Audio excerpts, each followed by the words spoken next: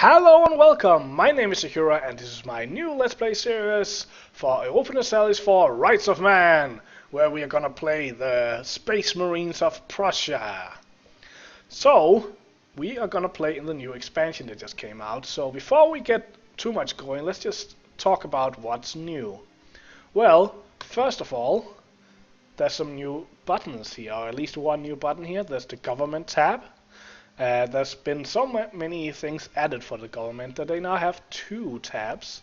The country modifiers that we usually found on the court section has been moved over here. Also the government, of course. There's a new function here where you can pay military points to strengthen your government. In our case, because we are monarchy, it's legitimacy, but if we were a republic, it would be republic tradition. Later on, I think we'll have a new mechanic for the Prussian government, but we'll have to see about that.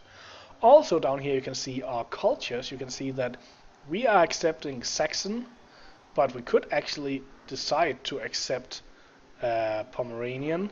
Just needs 20 development, then we could accept it as one of our cultures. We now get to decide this ourselves. You can see we have two promoted cultures available, and we can get more from Diplotech. Let's see, I haven't actually checked it out ahead of time, but it must be somewhere here. Here it is, max promoted cultures. You can have 5 extra, and I guess you can probably also get some from... let's check it out. Venture, yeah, you can get more from humanist ideas. So yeah, you can get more aggressive cultures this time.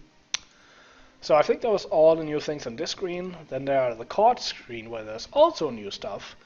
So the court has been expanded, or your the fluff around your characters has been expanded. Gone are the days where a ruler was just 3 numbers and a name.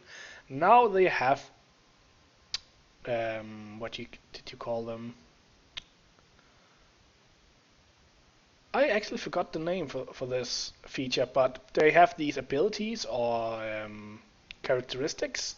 They get the first when they grow to adulthood. So our current ruler is a 332. He is Prince Elector Friedrich II von Hohenzollern, and he is incorruptible, giving a minus 0.05 yearly corruption rate, which is pretty nice.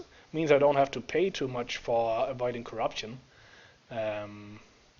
It also says here that an AI with this would avoid debasing currency, which we'll talk about in a little bit, and avoid sending gifts. We'll get a new one after 10 years on the throne and after 25 years on the throne. You see, our heir already have one, plus 5% morale of armies, and something else that's new, we have a queen, or a consort, or whatever we will have, depending on who we are. Of course, if you are a princess ruling, you will have a prince consort. And she has the lawgiver, monthly autonomy change. Of course, these only apply if they are the ruler, so this is just to see what they have. But another thing that's great about having a consort is that if we had died without an heir that was old enough, usually we would go into a regency council and we couldn't declare war. But if you do have a princess, then she will be the regent and she can declare war. Isn't that nice? Of course, you can still get into a situation where you don't have a consort, and then you will have the old regency council, and still you can declare war. The way you get an empress or electress or whatever they're called, the consort, is by royal marriage or by chance when you get an heir. I can't remember if there's any other ways to get it. So, I think that was the rule changes here. Then there are the technology system. That has been completely revamped. So it used to be that we were Western tech, and Western tech just had a 0% modifier. If we were Ottoman, we would have a 25% modifier. If we were out in the East, we would have a bigger modifier, and that was just it. Then if you were either close to a Western nation, or if you did certain things, you could Westernize and get rid of it, but long gone are that system, even though it's been around for all of the time that Europa Universalis have existed. Just needed a sip. Now we have the institution system, which works with 7 institutions. I've been saying 8 all along, but it's 7 institutions. Sorry. The game starts with feudalism, and every country without, or every non-tribal country has feudalism. In 1450, Renaissance will spawn in Italy. Then we will get colonialism in 1500, printing press in 1550, global trade, manufactories, and finally the Enlightenment. Every time a new one spawns, you start accruing a 1% tech penalty for every year you do not embrace it. You embrace it by getting it into your country and then paying a money amount. So for example, we can see in this tooltip that we have 0 out of 6 provinces controlled. And we would have to pay, you can see how much per province we would have to pay in order to embrace the Renaissance without it spreading there on its own. And this is something we'll have to look at once this gets into the game. Or not into the game, but once we get to it. These are the big changes. Then there are some smaller changes, but I would recommend you go for the patch notes video if you want to see them now. Otherwise, we're going to take it as we go. So, let's get started. Brandenburg. Brandenburg is a elector in the Holy Roman Empire. If you don't know what the Holy Roman Empire is, was a Germanic construction, kind of emulating the Roman Empire. And I usually have, there it is, Imperial map mode down here. I also have states and territories there. I think it's changed my hotkeys. Anyways, sorry, my cough is still really bad. Anyway, this is the Holy Roman Empire. Down here we have Austria. He is the current emperor of the Holy Roman Empire, which means that he, in name, is the emperor of all of this, but since we are all acting as individual states, it doesn't really function quite like that. In brown here we have all the electors. They elect the new emperor. Every time the emperor dies, we electors vote for who will be the next emperor. The emperor is the one who gets the most votes. If there is a tie, then the old emperor wins. Currently we are voting for ourselves and everyone else is voting for Austria. Isn't that boring? So, if you don't really rule, what do you get out of being the emperor then? Well, let's see. First of all, you can do some special things, which we will talk about if we do become the emperor, which I very much plan to be. But these are the direct benefits. You get extra spy network construction, extra prestige, extra possible advisors, extra leaders without upkeep, extra diplomatic relations, and depending on how many princes, that is members, and how many free cities, something we might talk about later, there's in the empire, you get tax, extra tax. This is 16 ducats extra a year, which is more than 1 per month, which is actually quite big at the size we are at right now.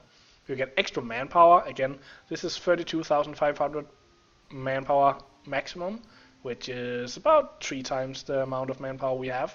Again, that would be a huge difference. And a 28.5% land force limit increase, which would also be really huge for us. And on top of that, if you do a good job, you can enact different reforms that can give benefits both for you and for the other members. We'll get into this some more if we go on to become the emperor. Down here you can see all the different countries that are currently princes. The ones with the little thingy here is because they are the free cities. Or actually because it's the electors, this thing is the free cities. And here you see the electors as well as who they're voting on. And if you hover over this, you can see how close you are, who is between you. If you hover over here, you can see why you're getting the evaluation you're getting. And it's a pretty simple system. If this number ever gets positive, then they vote for you. Pretty simple. You can see here which things affected relations, culture group, diplomatic reputation, legitimacy, prestige. So, and then of course, if you are the emperor, you also get a bonus that's based on the imperial authority and there's a bonus for being a large nation, which we can't get, but it is very possible to become the Emperor of Brandenburg, especially if Austria is not doing a good job. So, that's what I'm going to say about that for now. You see these provinces that have stripes. That's provinces that are where the province is a member of this Holy Roman Empire, but the current owner of the province is not. So Holy Roman Empire is on a province-to-province basis. So for example, is Prussia here, while right in the middle of the, well, right on the edge of the Holy Roman Empire is not a part. This province Neumark, which actually, well, it used to have a core from Brandenburg. Maybe they changed that. Anyway, as you can see, Neumark is a Holy Roman Empire province, but it's not currently in there. So let's get back to our own country, because we are a rather small country. We do have 6 what do you call them? I just said it. Provinces. Let's see, we are rivaled by the Teutonic Order, Bohemia, and Magdeburg. Okay. We do want to rival Teutonic Order, but before that, I was going to show you the missions we currently have, because this is something that maybe not everyone knows. That you can actually change these missions by taking on new rivals. So right now we have Conquer Silesia, solidify papal relations, and improve prestige. But if we go here and choose Teutonic Order as a rival, then we suddenly get Save the Saxon People in Neumark, a new quest. They've actually changed this from the last updates, but it means that we get a free claim on Neumark as well as monthly autonomy change. And I want to start by taking Neumark. Neumark used to be a core of Brandenburg actually, but now it's a Teutonic core, so we'll have to core it actually, which is a change. It's interesting. So what else do we need? Well, we probably want to rival Pomerania. They have some provinces we need for making Prussia, namely Stolp. We also need Danzig and Königsberg. So let's just rival Pomerania as well. And then we have one left. One thing we do want is an alliance with Poland. So let's see here. What can we get it already? No, not quite. We can get a royal marriage though, which would really help. So I think I'm just gonna send him off while we're here. But he is rival to Austria. We don't want Hungary.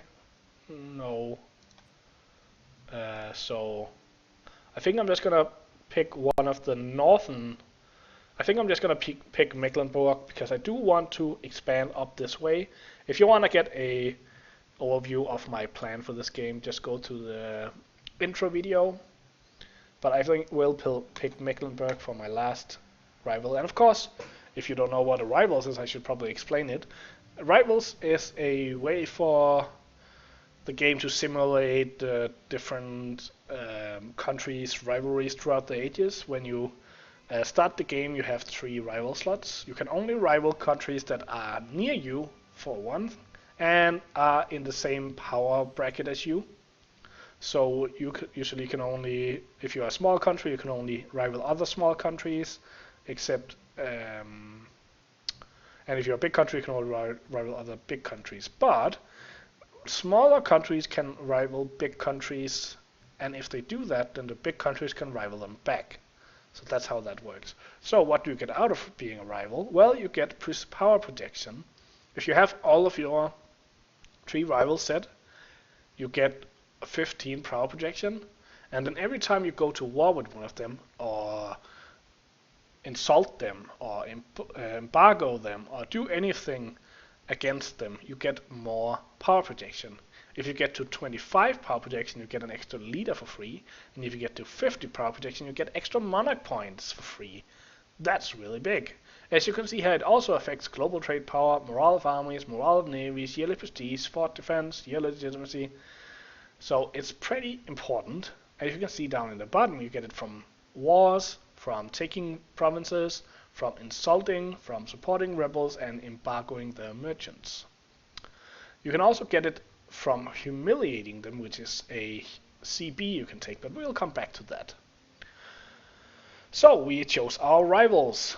Next step is to look at our country's economy. So we have not the best economy in the world. With full army maintenance, we have one ducat, which means we could afford a single advisor and barely be making money. But we also have a fort in Berlin. And I don't think I want to pay for that. Forts can be really nice. They, especially in the early game, they're really good at controlling motions into your country. But I don't want to be planning for defending. I want to be planning for attacking. And while we may want to have forts later on in this campaign, right now I just don't think it's worth the money. Even though it's going to cost 200 to erect this again, I am going to delete it. It will save me one whole ducat every month, which is a lot. I'm also only going to hire one advisor to start with, simply because I would like to have some money. So we're going to go with the... This is actually... No, there was a +2 guy, okay. I'm going to go with the +1 guy here, the discipline guy. I don't, of course, take this guy because he's more expensive. So we're going to go with a +1 guy. So I might want to explain this as well. Many of the things you do in the game are based off monarch points. There are 3 types of monarch points: administrative points, diplomatic points, and military points. You use them for technology and you use them for ideas. The way you gain them is you gain a base value of 3 plus your monarch's stats plus your advisors. And then you can specialize in one of them, which means that you take points from the others 2 categories and add them to the third one. So if I specialize in administrative, I will get 2 extra points here, but 1 less here. So you want to, as much as possible, have the best advisors you can. But of course it's not worth it going into huge depth. So we're gonna start with one, and I'm choosing the military one because it's very important in the early game to be on par with military tech. And we are a pretty militant country. Okay, let's then look at the estates. Estates were added in a recent expansion as well, and again, to explain it, estates are the different power factors in your country. In our case, we have burghers, who are the merchant class, we have clergy, who are the clergy, and we have the nobility, who are still powerful. It is of course a feudal realm, so of course the nobility is powerful, and each of them have different things they add to you. The burghers add trade efficiency, and if you get them to be even more loyal, they also add development cost modifier.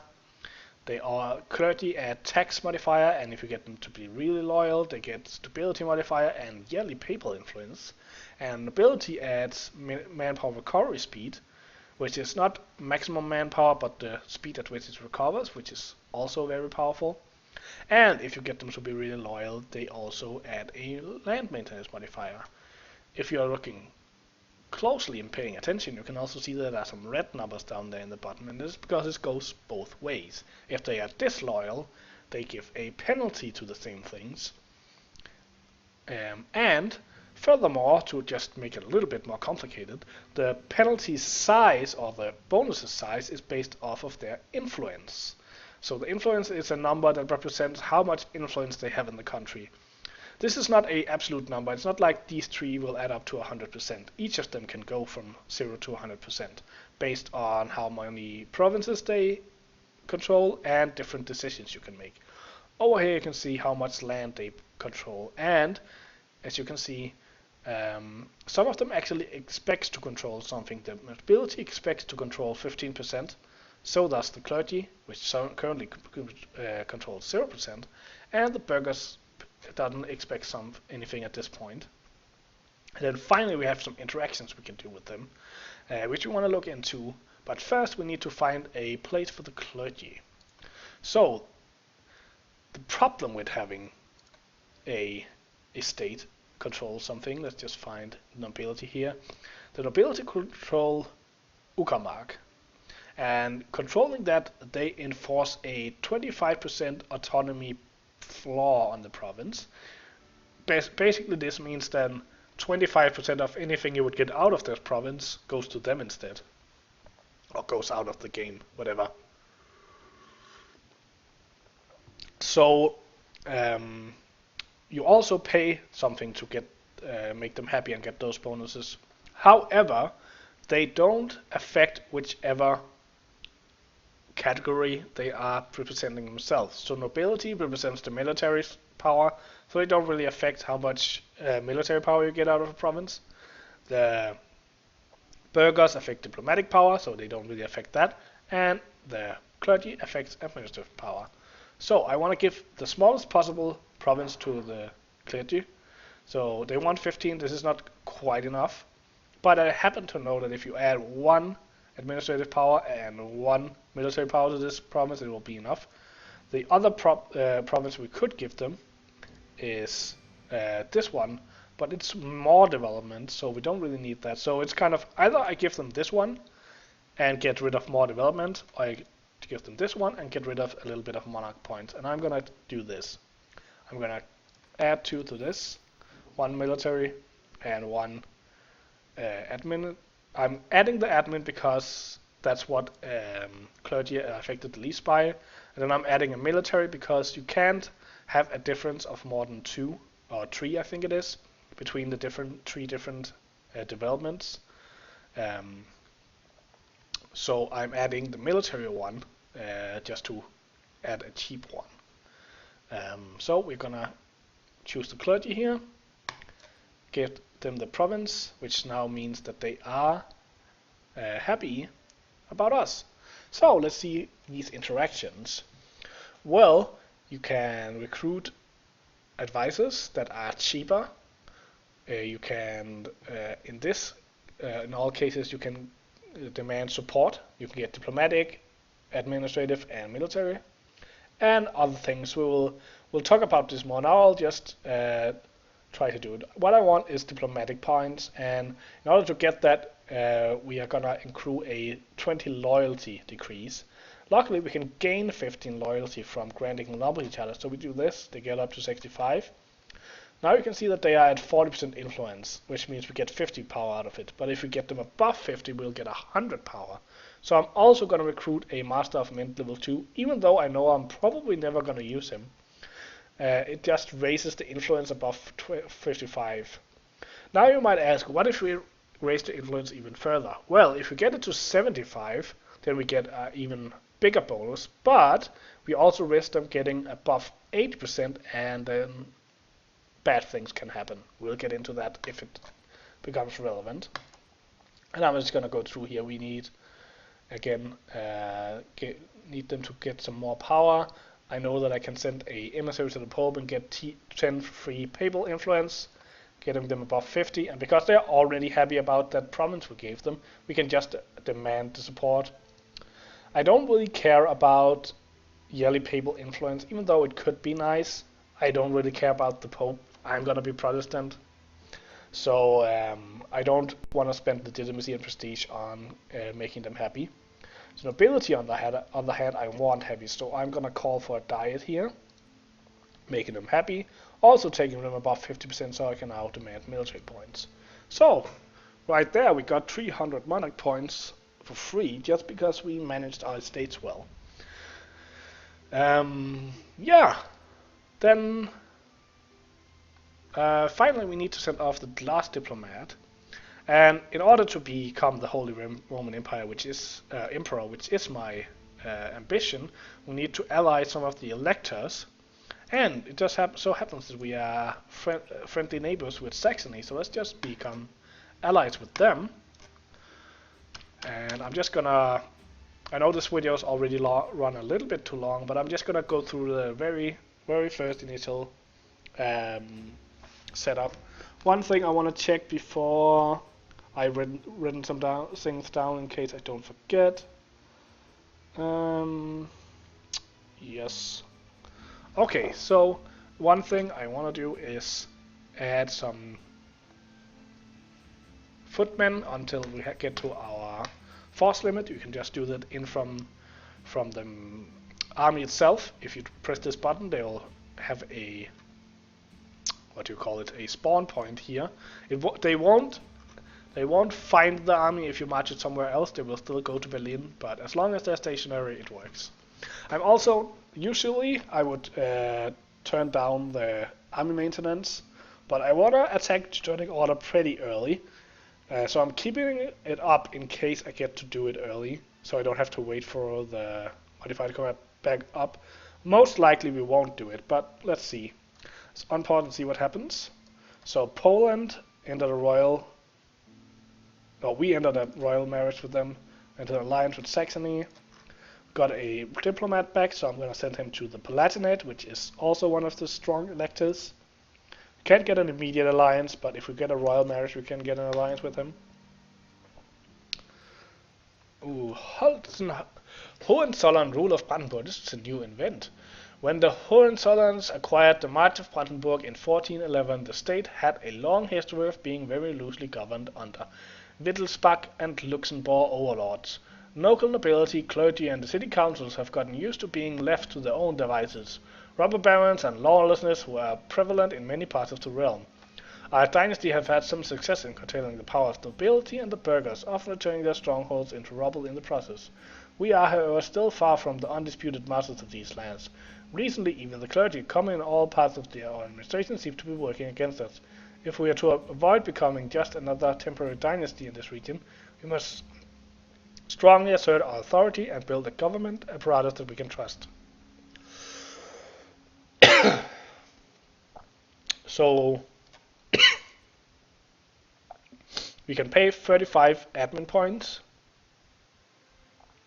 which will grant us unrest and monthly autonomy change. Or we could gain corruption and gain 10 loyalty from the clergy.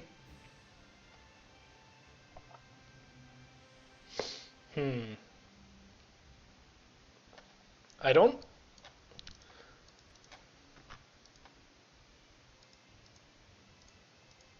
We don't have any autonomy. Of course, we'll get something from in Newmark.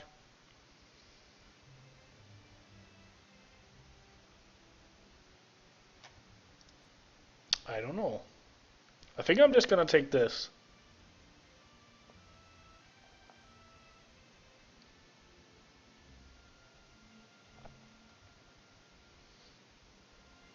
Yeah, I'm just gonna take this.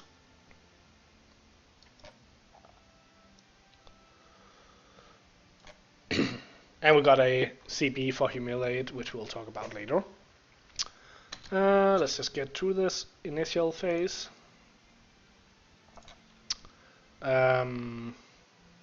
So we sent them to Poland, we sent to Saxony, we sent to Palatinate. Don't think we can alliance with Emperor. We can't get one with you because you are mad at us. So let's just check here. You have no allies.